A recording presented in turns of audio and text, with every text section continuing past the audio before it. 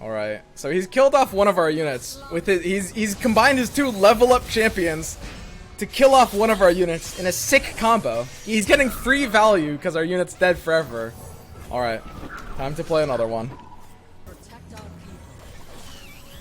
Uh-oh. Another one's dying off. Hang on. He's getting us. He's getting us. We're dead again. All right. Time to play another one. Lulu emote. Easy.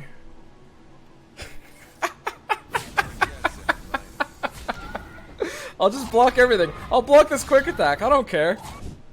You beat one of the best decks to go ranked. Yeah, let's check out ranked. Why the hell not? Let's see, you know, what people are actually running right now. Why do you have ASL ramp listed at tier 2 on your website? Because it is a tier 2 deck. It's like, it was looking pretty promising at the start, but in the field where like immediately on everyone switched to a lot of like more competitive decks, it started getting a lot more hurt. It was really good in the first like 3 days of the patch, and it kind of like, it has a tier 2 win rate right now. So this one's interesting. This is the ASL ramp. I mean, keeping Hearthguard in the opening hand is good, I guess. We do want to make sure we're going off on turn 10. But we're attacking odds, so we have 1 extra draw. We're going off on 11 instead of 10. Palm is... Is Palm literally just too good to not keep? I don't know. Being able to slow down Trundle and stuff is nice. I have no idea how to mulligan this matchup. This is an incredibly bizarre matchup to mulligan. I know I like Hearthguard and I know I like Sentry. Almost everything I could see debate on whether I want it or not, because everything is useful in this matchup, but only peripherally so, like useful late game. And this is a matchup that has like a slow rampy start, so the late game is kind of the only thing that even matters. Open attacking and dealing 2 damage here has basically 0 chance of mattering, because he heals anyway, so we need to kill him from 20. Honestly, the Tavern Keeper feels pretty great here. It's a nice curve play. Sure. But yeah, no, I find combo decks like... I will say, this kind of combo is fun for its novelty, but don't get me wrong, like, this shit does get old. Like, straight up.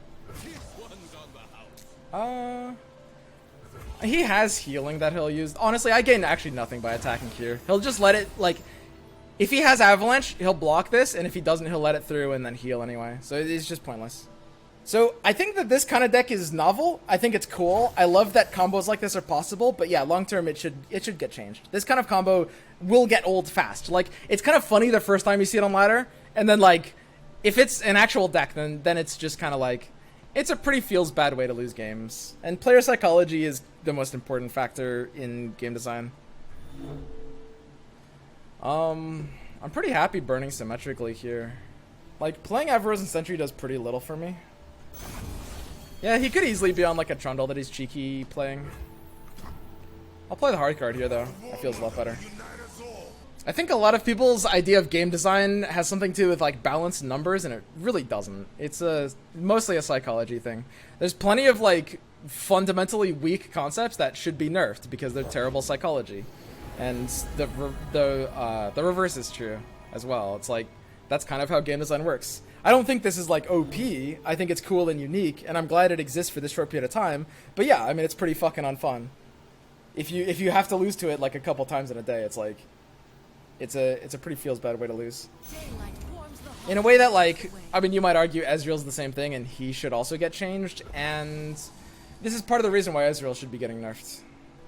I disagree. Ezreal is way worse than this. It's complicated. Ezreal might be more psychologically bad than this, but I think a large part of psychology to understand is just the idea that things build up over time, right? Like, Ezreal feels really bad because it's been in the game for fucking ever. And, like, it's just like, uh-oh, we're losing to this shit again. Like, that's most of it. But also, Ezreal has some positive impacts on the game. I'm not saying Ezreal shouldn't be changed. Ezreal should be changed. But it shouldn't be like deleted as a concept. They should. They announced already what they're going to be doing. Oh, this is pretty sweet. What they're going to be doing is changing Ezreal to like make it harder for him to level up, which is exactly what they should do. They should lower the power of the concept, but maintain the integrity. Like, allow it to be more playable without being as common, right? Like, they shouldn't delete Ezreal or rework him. And the same is true for this deck probably as well. Like, they should take the same approach where this is the kind of thing that, I I mean, there are like design space arguments, and those are actually fine to apply here. But the biggest thing is like this should be a meme combo that you can do. But when this is like an actually like competitive level deck, not necessarily tier 1, but existing on some kind of competitive level, that does feel bad. So killing the Weirding Stones this turn would actually be nice. This thing is kind of dying to the Avalanche anyway, potentially, so it looks like it's kind of like a free, nice reactive open attack. Doesn't cost us too much. Like, there's not really a downside to this open attack, and because he's used the Star Shaping already, suddenly we actually have a chance at this 5 damage mattering, unlike before. How much IQ do you need to play this deck? It's a pretty high IQ deck. I would say high. It's like any control deck that needs to react to what the opponent's deck can do is, like, hard to play at a high level. But it's like skill floor is probably more like medium. Okay, so he's playing the Infinite Ear Splitter. We do have... Did they change that sound already? It doesn't make that sound anymore, right? Man, that's sad. I'm gonna miss that, dude. So yeah, basically the one thing we're gonna want here is to just make sure we get Sentry. It looks like it's a pretty easy Avalanche to take, and then we can follow it up by just trumping out. We have 2 Zephyr Sages that we want to draw.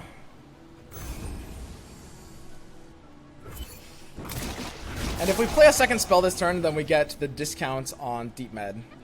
So we're playing the Arisen Sentry out now to make his open attack kind of useless. And we want to wait to draw the Zephyr Sage to play Bjerg. Because if we use Bjerg now, we're lowering our odds of drawing the 3rd Zephyr Sage. We want all 3 Zephyr Sages in our deck every time we go in for a random draw, so that we have 3 hits instead of 2, and then we want to Bjerg for the last one after we draw the second one, right? Okay. Gets the Avalanche out of the way. It's not really a super useful card here. I wouldn't mind the Troll Chant, but I think using Troll Chant to pop the thing is going to be a lot more useful. I guess I could just Deep Med now for 5 mana and see what happens. This also thins the spells out of our deck, increasing the odds of us naturally drawing the card we need, which is perfect. So we've got Troll plus Steel Tempest. I need to save the Troll Chant in my hands to pop the Assault, I think. So I think I'm happier. Yeah, we could chump block with Shadow Assassin here. We could also play the Steel Tempest to stop the attack and kind of preserve more mana, but we need to start drawing anyway, so yeah, Shadow Assassin to chump block out is totally fine here. That's a great draw. Amazing draw. Oh, it even dies this turn too, because he gave us an action. Nice. That's really sweet. You can see the Demacian border from here. They're out there. Okay. So our 0-3 can block the 2-1, and we can take 3 damage. I think this is perfectly fine. We can also like kill our Shadow Assassin and block 1 more damage. The question is like, are we 100% committed to Avalanche? Honestly, we're kind of fucking committed to Avalanche. Whatever. We like the way this board is looking. We kind of have no choice but to Avalanche this. And we killed the Weirding Stones, which means he doesn't really have great grabs. Yeah, I mean, I feel incredibly favored here. I feel monstrously favored. The thing that's like really important to understand. Here's the simple reason why this deck beats the Mirror. It's very simple. It's because the entire point of this deck is to just run spells to hurt opponent's removal, and his deck doesn't do that. So my removal is turned on because he runs units, right? But my deck doesn't have to run units. That's a really big difference. So you get games like this where like his hand is probably like semi-bricked out, and our removal is actually able to stall out long enough, and we can, I think, we have the ability to counter Assault well enough with cards like this. We'll see.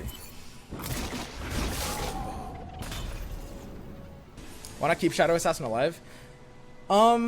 Because she's dying anyway to the Avalanche, and we know we're gonna use the Avalanche there. It had 3 health. Oh, but we're blocking at least the Sentry. It's just not valuable enough to keep it alive fully, I think. You might be right, honestly. Maybe just like use it as a jump blocker, but it is important keeping 1 unit on board for just being able to use Troll Chant so that we can stop the Assault.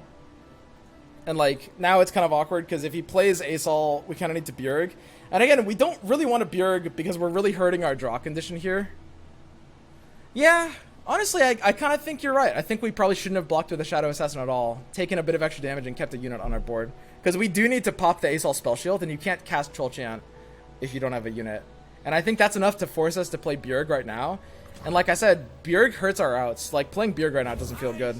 Because now we're drawing only into 2 Zephyrs instead of 3. As far as I'm aware, Bjerg pulls a random one from the deck instead of the top one. If it pulls the top option in the deck, if it takes from top, then it lowers my odds, like, insanely significantly.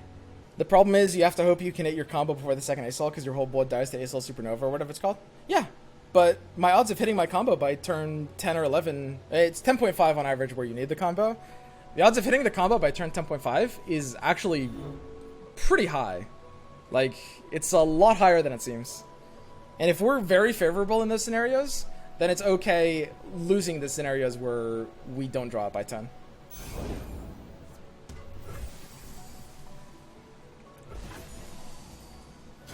We'll see, though. You can will Bjerg. We could be on a will Bjerg path, depending on how this goes. It's weird. So if we will Bjerg, that costs 9 mana, which means we'd only be able to bank 2, which means we couldn't even do it next turn anyway. Will Bjerg kind of doesn't ever work, unfortunately. As much as I would like it to. Will Bjerg is kind of not a thing. So he's got the Elusive, and our Shadow Assassin is the perfect draw here. Absolutely amazing draw. We really just have to play this one. There's the other Bjerg, and now suddenly we have our combo next turn. Now, what this means is we need to bank full, which means our 8 mana now, we only have 5 mana to be able to play. And one of those has to be Bjerg, which means we can only play Health Potion for the rest of the turn, but we've got Chump Blockers, so it should be okay taking some damage here. We'll see, though. The 3-man's going to be a little nasty. I think we need to combo out next turn, so I feel pretty alright spending a lot of mana aggressively here. Or, sorry, taking a lot of damage aggressively here. And yeah, Press to Pick Health Potion helps this deck a lot. It's really nice. Could easily be like a 2 of. It's really great in, like, I mean, there's so many matchups where health is just the end-all resource. Stuff like Ezreal would be kind of like the big example. Okay, so yeah, we just have to take all this damage. It's a lot to take, but he doesn't really run over the top, and we have the ability to just own the board at this point in the game, which matters too much. So we have the Bjerg here. So we've got all of our Zephyrs. And the question is, do we Health Potion now? And the answer is yes. Yes, we do. The fact that we tap down to 0 next turn, like, I actually need to preserve the mana. It's actually important to make sure I'm being mana positive, which is kind of crazy, right? But, like, when you look at what's about to happen, we're going to open with our full combo. And then, like, when he open attacks, we need to be able to shut down whatever he can do. So it's the full combo now. Okay, going for it. Like, I legitimately think this deck is very much on par with the Assault Trundle deck. It could be better, it could be worse. But it's, like, it's very comparable. It has some upsides and it has some downsides. But this is not a meme deck. And I can make this better, too. Like, it's not being built quite perfectly yet, still. Does this deck have a way to tutor into Assault? You can see the Demacian border from here. Keep the Elusive Blocker. Yeah, keeping the Elusive Blocker is probably important.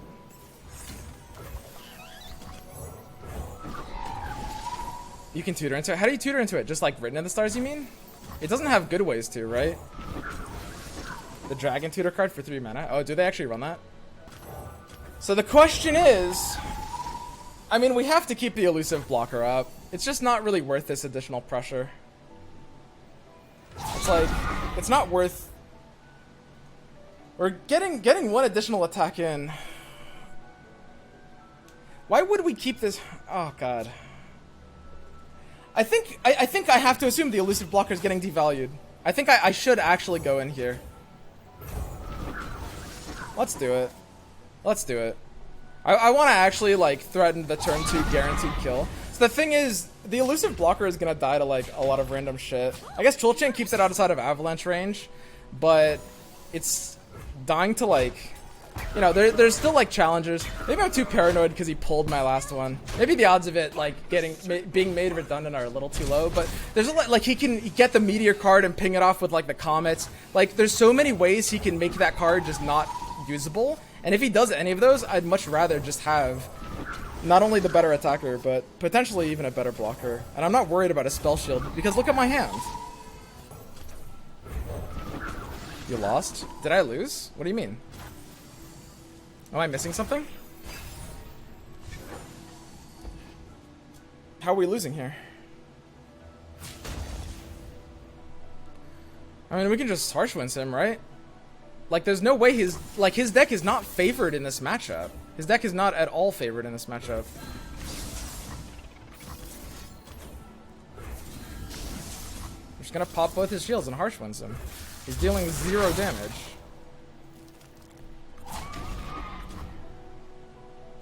Okay. Like, how does he win? He can't win. He can't stop me from winning. Like, this, like, he can't kill our board. What is he gonna do?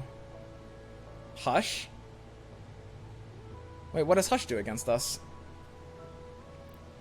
Oh, like, he can Hush this to deal, like, 9 damage? That's, I mean, what would he combine that with to do 14, though? Because, I mean, this does start with, like, 9, right? It's just, the last 5 is too hard for him to do, I think. Why not block both? Oh, we forgot to block his Great Beyond. I messed up. Yeah, it's 8. It's not even 9. Alright, he hushed to kill my Zephyr Sage.